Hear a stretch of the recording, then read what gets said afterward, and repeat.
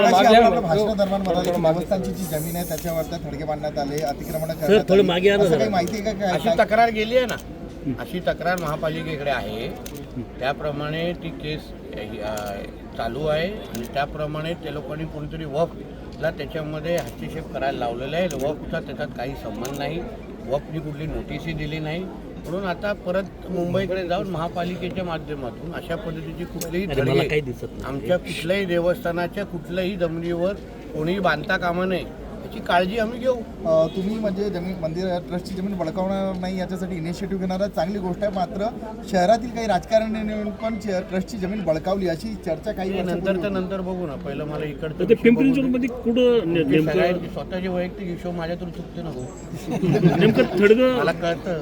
पुढं अतिक्रमण होऊन थडगं बांधण्यात आलेलं आहे. पिंपरी चिंचवडच्या भागात कुठल्या तक्रार आहे ना, भागात देतो ना तुम्हाला. तक्रार अधिकृत जी आमच्या कार्यकर्त्यांनी केलेली आहे ना, ती सगळे अधिकृत देतो. फोटोग्राफ पण आहेत माझ्याकडे. सिमेंटचं असं पूर्ण हे बांधून ठेवलेलं आहे. आज थोडं सिमेंटचं थडगं बांधणार, उद्या मग हिरवी चादर टाकणार. ह्या सगळ्या गोष्टी अनधिकृत पद्धतीने चालता कामा. ज्या अधिकृत आहेत ते ठीक आहे. अनधिकृत पद्धतीने तुम्ही अशा पद्धतीने कोणाचीही जमीन लँड जिहादच्या नावाने करून होणार नाही, होऊन देणार नाही. कारण का सरकार नियमाने आणि संविधानाने चालतं ना. पवित्र असं हा देवस्थान आहे, इथे लागूनच पवना माई वाहते. मात्र पवना माई देखील इंद्रायणीसारखी फेसाळत आहे. कोण कारणीभूत आहे याला वाटते? तुमची सरकार आहे राज्यामध्ये. माहिती घेतो ना बाबा, तुम्ही एकदमच डिटेल प्रश्न विचारा. माहिती घेतो ना. भाजप अनाकोंडा आहे. राष्ट्रवादी आणि शिवसेनेला गिळंकृत करणार आहे. उद्धव ठाकरे टीका केली. सारख्या मच्छरांनी दुसऱ्यांना अनाकोंडा बोलू नये. असे मच्छर आम्ही रोज मारतो. ना असे मच्छर असे रोज मारतो. हे आणि बी टीम म्हणून देखील त्यांना संबोधलेलं आहे की शिवसेना कोणाची काँग्रेसची ढ टीम आहे, त्याला उबाटा म्हणतात. ढ असं आहे. शेवटचा प्रश्न असेल की जे बाबरी मस्जिद पाडली त्याचा उत्सव देखील आज ठिकाणी साजरा केला. बाबरी मस्जिद उद्ध्वस्त केली त्याचा आज शौर्य दिवस आहे. आज हिंदू समाजासाठी अतिशय महत्त्वाचा आणि अभिमान वाटणारा दिवस आहे. हिंदू समाज एकत्र येऊन काय करू शकतो ह्याचं हे उदाहरण पिढ्यानपिढी नजरेसमोर गेलं पाहिजे, असा हा शौर्य दिवस आज आहे. आणि त्याच्यामुळे त्याचा बोध असंख्य लोकांनी घ्यावा. असे जे थडगे बांधणारे आहे, लँड जिहाद करणारे जे लोक आहेत ना, त्यांनी ह्याचा बोध घ्यावा. कारण का शेवटी हा आमचा देश एक हिंदू राष्ट्र आहे आणि आमच्या हिंदू राष्ट्रामध्ये अशा पद्धतीची कोणीही हिंदूंच्या विरोधात किंवा आमच्या देवस्थान मठ मंदिरांच्या जागेवर अगर कोण लँड जिहाद करायचा प्रयत्न करत असेल ना, त्या जिहाद्यांना ठेचण्याचे सगळे कार्यक्रम आमच्याकडे आहेत. तयारी आहे. ओडीटीवर म्हणतात की दिल्लीतून आकांनी सांगितलेलं आहे की मुंबईचा महापौर भाजपचा झाला पाहिजे. आणि त्याची दिल्लीमध्ये कोण बसल्यात त्याच्याबरोबर मम्मी त्याच्यासोबतच अजून एक काँग्रेसवाल्यांनी कमीतल्या कमी दिल्लीबद्दल थोबाड उघडावं. तर आम्हाला खूप बोलता येतं. निलेशजी, हिंदू लोकांचं बद्दल असं इतकं प्रखर बोलणारे लोक खूप कमी आहेत. मतावर वाढले पाहिजे.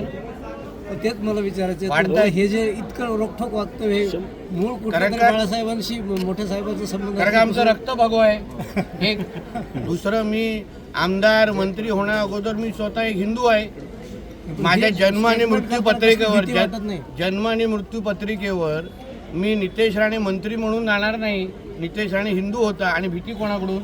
माझ्या हिंदू राष्ट्रामध्ये मला कोणाचीच घाबरण्याची गरज. जिहाद्यांना माझ्याकडून भीती वाटली पाहिजे की कधी येऊन आम्हाला ठेचेल. हिंदू विचारधारेचे लोक महापालिकेची निवडणूक पिंपरी चिंचवड शहरात किंवा पुण्यात एकत्र लढणार का, असं चित्र दिसत नाही. भाजप वेगळं लढणार आहे, अजित पवार वेगळं लढणार आहे. आता त्या सगळे वरिष्ठ पातळीवरचे निर्णय तुम्ही एका छोट्याशा कार्यकर्त्याला विचारू. एकनाथ शिंदेंनी घेतलेल्या भूमिकेमुळे भाजप सत्तेत आली, भाजपची ताकद वाढली असं शंभूराज देसाई म्हणतात.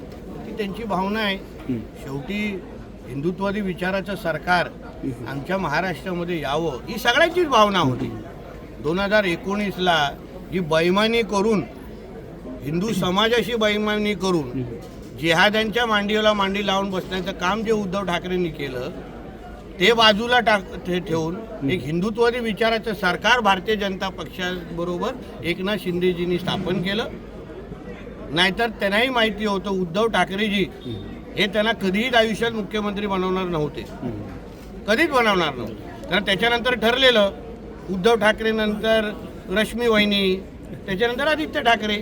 एकनाथ शिंदे होते कुठे तिथे?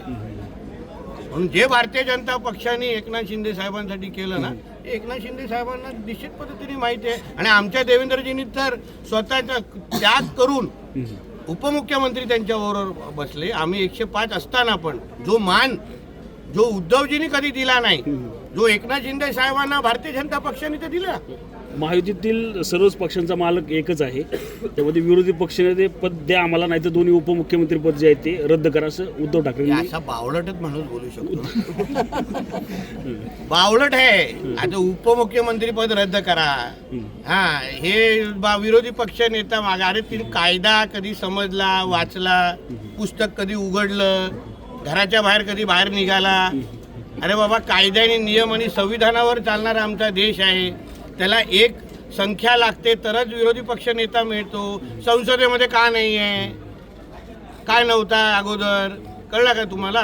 हे आता हे उद्धव ठाकरे आणि बौद्धिक क्षमता ह्याचा काही मेळ नाही हो. डोकं आणि उद्धव ठाकरे ह्याच्यात काही संबंध नाही.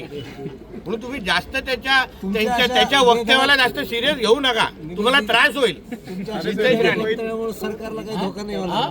माझे सरकार मजबूत होईल.